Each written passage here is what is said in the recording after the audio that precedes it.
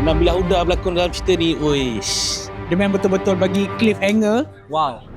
Satu show yang macam hanya streaming saja yang boleh buat. Saya rasa saya yang tercela. Terima kasih banyak-banyak kita ucapkan kepada anda semua yang sudi untuk menghadirkan diri ke majlis tayangan perdana bagi Chala.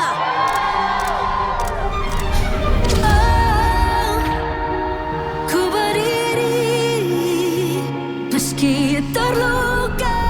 Terima kasih kerana sudi hadir ke Malam Gala View Original Cela. Kali ini kita akan cuba buat sesuatu yang baru. Cela adalah sebuah kisah tentang manipulasi dan obsesi. Hopefully semua orang akan terhibur. Apa yang menarik tentang Cela akan buat you question, betul ke orang yang you percaya ni? Dan boleh percaya ke orang yang you percaya ni? So coming back, saya dah lama tak berlakon So ni berlakon Cela dan untuk View, dia sangat terbuka sikit nak cerita. The cerita is very real. The realness is there. Bagi saya sangat-sangat lain dan sangat-sangat tebu. Dia tidak seperti karya-karya di tempatan Malaysia. Apa yang menariknya tentang watak Anis ni adalah she is very powerful, she is manipulator, tapi she cannot manipulate her feelings toward Kai.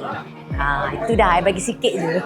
Kalau dibandingkan dengan yang lain-lain yang pernah saya buat, dia agak ekstrim, agak seksi, tetapi seksi dalam imajinasi para penonton saja. Storyline sangat kemas, sangat cantik. Apa yang menarik untuk series Cela adalah fresh idea, very mind-blowing. There's a lot of take upon love. Sometimes love tu dia tak ceria je. Sometimes love can be dark as well. Hai, Assalamualaikum. Saya Zain Saidin memegang watak Syamil di dalam Cela. Saya Eliza Azizi memegang watak sebagai Wardah. Saya Zarif Ghazi memegang watak sebagai Luz. Saya Harakim memainkan watak sebagai Kai. Saya Izlan Yusof memegang watak sebagai Datuk Ashad. Saya Nabila Huda, saya memegang watak sebagai Datuk Anis.